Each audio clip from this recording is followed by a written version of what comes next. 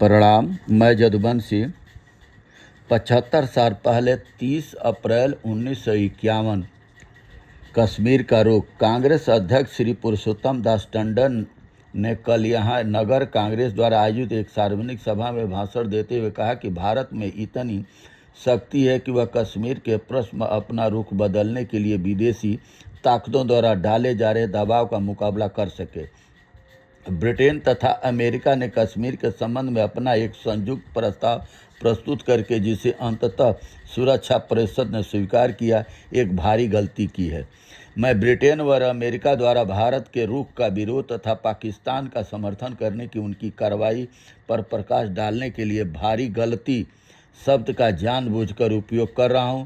टंडन जी ने कहा कि भारत का यह कर्तव्य है कि वह उक्त प्रस्ताव के विरुद्ध साहस के साथ डटा रहे।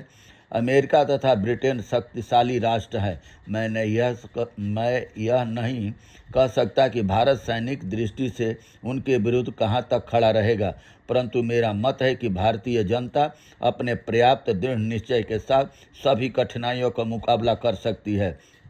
हमने ब्रिटिश साम्राज्यवाद से टक्कर ली तथा उसे वहां से खदेड़ने में हम सफल हुए। उसी प्रकार हम आज भी अपनी स्वतंत्रता पर होने वाले नए आक्रमणों का मुकाबला कर सकते हैं तथा कश्मीर की रक्षा कर सकते हैं, जो भारत का एक अविभाज्य अंग है। तीसरे विश्व युद्ध की चर्चा का उल्लेख करते हुए टंडन जी ने कहा कि आज भारत एक स्वतंत्र राष्ट्र है तथा वह युद्ध छिड़ जाने की हालत में यह निर्णय करने के लिए स्वतंत्र है कि उसके संबंध में उसका रुख क्या हो।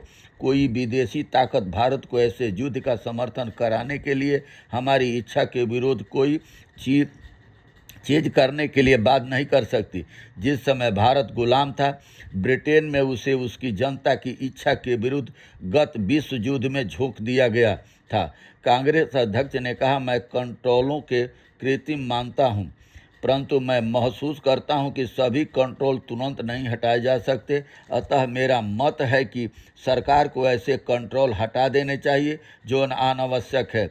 यदि हमारे व्यापारी सरकार को यह आश्वासन दे कि वे अपनी सामग्रियों को चोर बाजार में या मुनाफाखोरी में नहीं बेचेंगे, तो हम कंट्रोलों से मुक्ति पा सकते हैं। ये एक नंबर की बात है। आज भी भारत में व्यापारी वर्ग एक तो मिलावटी सामान बेचना और जमाखोरी ही समस्या का ज़्यादा कारण, और अमीरी गरीबी की खाई सरकार की गलत नीतियों के कारण बढ़ती चली जा रही है, जिसमें 8वां पे कमीशन भी लागू होने के लिए है, जिसमें सरकारी कर्मचारियों को बड़े पद पर जो बैठे हुए IAS PCS इनकी तनख्वाहें बढ़ जाएगी, और 4th क्लास 3rd क्लास की तो नौकरियां इन्होंने ख़त्म कर दिया। जैसे अग्निवीर योजना 4 साल ला करके अग्निवीर योजना ला दिए। 4 साल किसान मजदूर जितने भी बच्चे हैं इनके 4 साल में घर आ जाएंगे, उनको तो फ़ायदा कुछ मिलना है नहीं। तो सरकार की गलत नीतियों के कारण ही देश की आर्थिक स्थिति खराब होती चली है, अमीरी गरीबी की खाई बढ़ती चली जा रही है।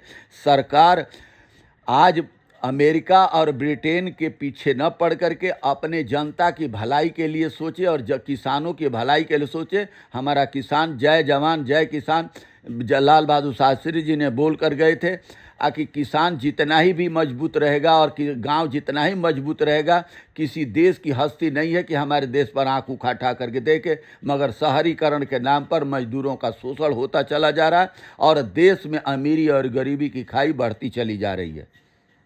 बहुत बहुत धन्यवाद। नमस्कार, प्रणाम।